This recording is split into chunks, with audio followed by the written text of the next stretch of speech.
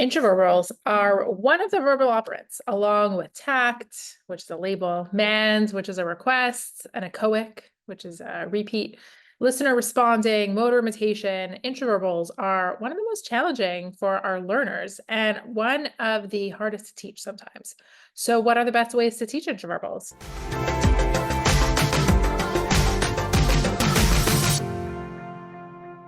Hi, I'm Shira. And I'm Shayna. We're behavior analysts who create weekly content about how to teach children with autism so that they make real progress. And we create shareable resources to make your job just a little easier. Today's topic is all about teaching intraverbals. And if you want more videos like this, make sure to subscribe and hit the notification bell to stay updated on new video releases. So intraverbals are hard. I remember when my kids were young and they used to come home from school and I would give them an open-ended question, right? How was your day? And the answer was just good, usually bad. What did you do? And it was nothing. Because it's this idea of like having to pull up information from their mind with a very open-ended question. And then when I would get more specific with my questions, like, who was a friend that you played with at recess, that gave them a lot more context to be able to answer that question. I wouldn't just get nothing, no one, or, what did you have for snack in the morning? And it's a similar skill for a lot of our learners when we talk about intraverbals is like that comprehension and ability to hold information in their head and then answer the right thing to the right question without that visual support. Sure, I have to laugh that you said, when your kids were young. I have a teenage daughter and I still say, what'd you do at school today? Nothing. It's like pulling teeth to get answers sometimes. Sometimes that's not an intraverbal thing. That's an effort thing. Like, I don't really want to tell you, mom, like, please, like, do I really have to rehash this right now? Teenagers are big toddlers. Yes, very much so. Anyways, let's talk about intraverbals and what are intraverbals and why they're so important. So intraverbals are one of the verbal operants. You can go check out our blog on verbal operants on our website. But intraverbals are that level of verbal operants that are really important for conversation skills. So it's that, kind of ability to answer questions, to converse between two people without a visual cue, a prompt or a gesture. It's kind of that once, you develop enough language, you're able to use that language to answer questions or to have a conversation. It's really interesting because as behavior analysts, we're always taught to take data on observable and measurable things. And intraverbals are observable and measurable, but the way I describe intraverbals is really a tact or a label, but without a picture. And I describe them as, it's the ability of whatever they've got in their head, they can just get out. As a behavior analyst, an intraverbal is like what they're thinking. It's what's in their head. And that is very not a behavioral definition, but it's very much just about can they answer a question without any type of visual or prompt. And there is kind of an age component to this where the ability to answer a question like that without any kind of visual prompt is an age appropriate skill. I would say, depending on what the question is, but starts to develop around 4 or 5 years old. So if a lot of our learners are, even functioning at the level of a 2 or 3-year-old or doing programming at that level, then it's not so much a realistic expectation. And definitely if they're only 3 or 4 years old, we shouldn't be focusing so much on the interverbal repertoires. There is an assessment in the VB map about about intraverbals, and it's a really great one. I go to the VB map, print it off, and there's a whole bunch of different questions, and you can fill it in the way kids answer those questions. But what's really cool about it is that I did this with my daughter, and I feel terrible because I did Abel's VB map on her. I wanted to see exactly at what age kids really did develop these skills, and it was really interesting. It wasn't until about the age of 4 that she could really functionally answer a lot of those questions that were on the VB map. So really taking that into account when you're working with kids with autism, because there's a lot of people who teach intraverbals too early. And, Shira said at the beginning of this that, it's really hard to teach intraverbals sometimes, but I would argue with that and say it's actually really easy to teach intraverbals if it's just a rote thing. What's hard about the intraverbals is being able to teach intraverbals that people comprehend. So, as an example, for instance, a rote response, like, so how are you? Good. My rote response, how are you? Good. I'm fine. what have you. I would never go into, well, I'm this. So actually, do I really want to know how I feel? Somebody would be walking away and going, no shit, I don't really care. I'm just asking you that. But, from an intraverbal standpoint, sometimes we teach our kids too young. There are certain things that kids need to know from a safety standpoint, like, what's your name or how old are you? Those kinds of things. I call those the little old lady questions that they don't really have to understand what age is to be able to answer. I'm 3, but they do need to understand if ask them a question like, what do you do with a chair? They need to know, I sit on it. And not only do they need to know the answer to what you do with a chair is the answer is I sit on it, but they need to know what sit means. They need to be able to understand what verbs are, and they need to be able to experience a chair and be able to do that with a chair before they truly, quote unquote, know what you do with a chair.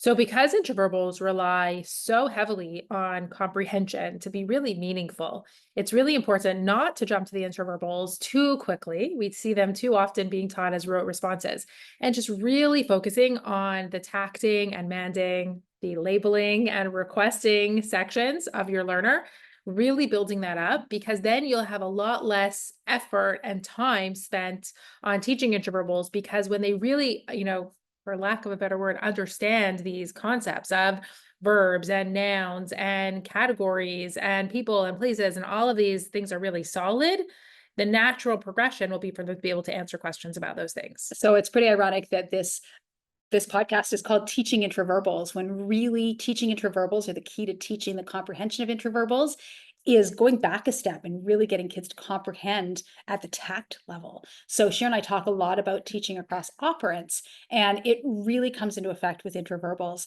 because I can teach kids to memorize. That's easy. But what happens is that if kids don't comprehend, A, that's a huge issue. They're not comprehending. But B, you can teach them 10 responses, and then you go to teach an 11th one, and then one falls off because they can only, for lack of a better word, hold so many of those things in their head at once.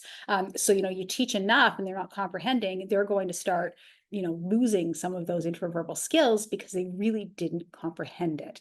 So how do you teach intraverbals? You teach really good tacts, and you teach across operants. So let's talk about what that looks like. Yeah, so you teach across operants, meaning you will not just teach a learner to label a chair, but you may teach them to ask for the chair because they're about to have snack. You may teach them to point to the chair or to play with the dollhouse in the chair, and then they might be labeling a chair, and then eventually, they'll work towards answering questions about a chair. So you want to always think about the language operants as all part of the same concept, right? None of us separate that out where like we can only answer a question about something, but we can't point to it. So it's really all the same thing. We want to teach across operants.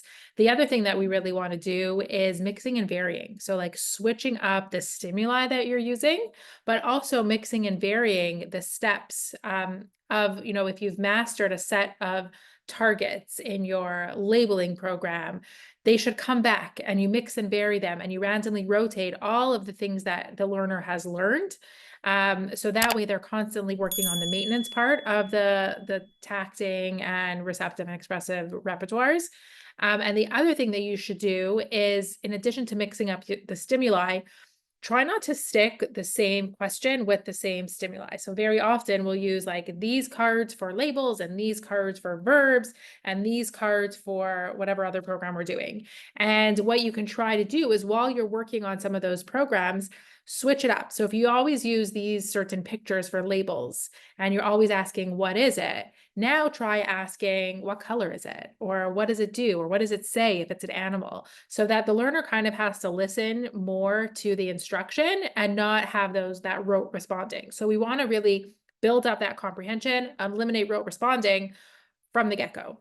I've had kids who literally, I'll pull out flashcards or I'll pull out some materials, and they're like, these are prepositions. I know she's going to ask me a prepositions question, right? So it's like, okay, get my program hat on for this. So really being cognizant of that and switching up the stimuli often is absolutely huge. So if you've taught tacts really, really well, and you've taught the comprehension, and your kids are able to learn intraverbals, they're, 4 or 5 years old or older, it's developmentally appropriate for them. And if they have a huge repertoire of tasks and they're really understanding, then it's time to teach intraverbals. So starting to fade some of those pictures out. So making sure that some of your initial intraverbal programs that you're teaching are things that they've learned in the past as a tact, so that they can, I guess, call up that picture in their mind. What is this of me thinking about mind and everything today? I'm talking about mind and thinking and what have you, which is great, but it's not really behavior analytic terms. Anyways, with that being said, some of the early intraverbals that we teach would be things like fill-ins. So you sit in a chair, or if if you're playing, like I think about younger kids who may not be able to answer a question yet, but you can say ready, set, and they say go, or 1 2 3 and they say 4. Like those kinds of things are really about fill in the blanks, and those are really early intraverbals, and start there. And then the next phase would be, okay, so you've learned some of these things as tasks, like I keep bringing back the what do you do with a chair, but learning these things as a task. You've got the fill in. So you sit in a, they say chair, and you're like, great, you sit in a chair. What do you do with a chair? And right away they can, say sit. So they're really hearing, yes, I sit in a chair, and then I, what do you do with this chair? Sit. And they can do that right off the hop. And ideally having some teaching in the natural environment in addition to, a lot of that tabletop learning. So if you've, taught the functions with pictures, like what do you do with a chair, then having a chair close by when you're asking these questions, great, look, you're sitting in a chair, go sit in the chair, so that it really drives home that meaning, is absolutely huge. So once our student is ready for intraverbals, we may just add it on as the last step of the, steps of a program that we've already been running that's been teaching across operant. So for example, if we've been doing categories and the learner is sorting by category and then receptively identifying categories and labeling categories, what we might do, even just to probe ahead, even if we're not, officially teaching intraverbals, is then take away those pictures and just say, like, tell me some animals. And we've just built up all these steps where they were talking about animals and sorting animals and looking at animals and labeling animals, and then throw in that intraverbal, like, so tell me some animals.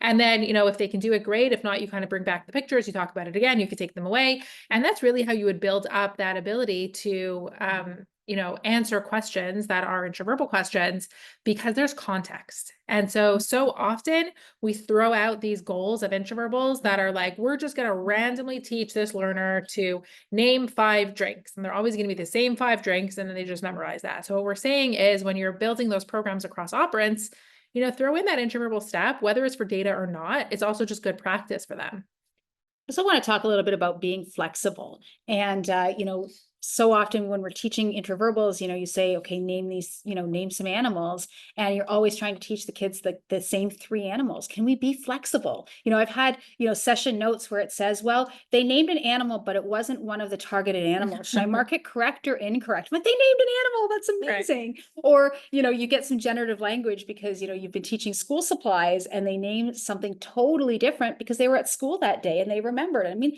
that's huge. We should be celebrating that instead of questioning, did they really get that answer correct?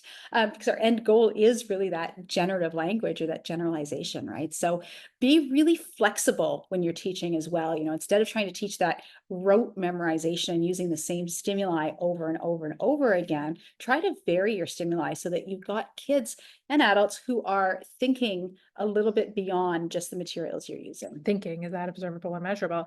But the same would apply to WH questions. That's a very common one where, like, we've mastered a couple programs. Now we're going to do WH intraverbals, and we're going to just get them to, learn to answer who questions, where questions.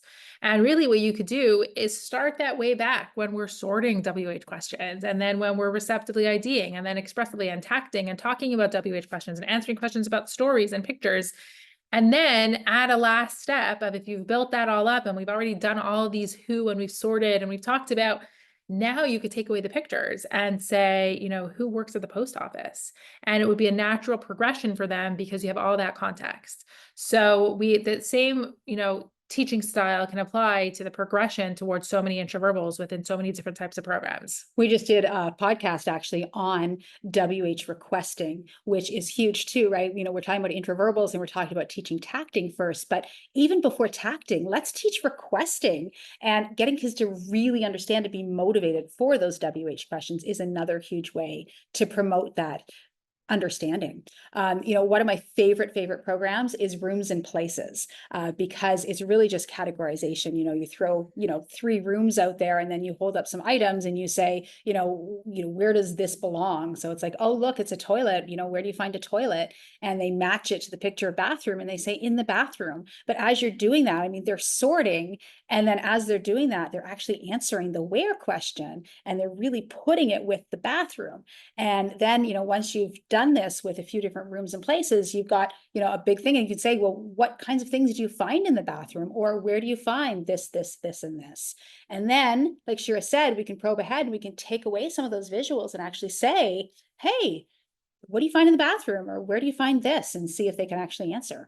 And there's the comprehension piece. One of the intraverbal programs that we may teach as a memorized program is some of the safety questions, like Shana said. So we may use prompting and prompt baiting to teach a child their name, their mom's name, their phone number. If we do feel like it's a safety, skill that they need to have, and that's okay. If they learn to rote respond, what's your address? Because if somebody asked them if, they were lost, then they'd be able to answer it. No worries. Just like when my husband asks what's wrong, nothing. Rote response.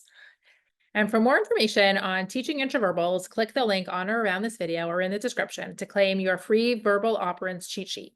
We also encourage you to subscribe to the channel so you don't miss any future videos, and leave a like and comment below if you have further questions.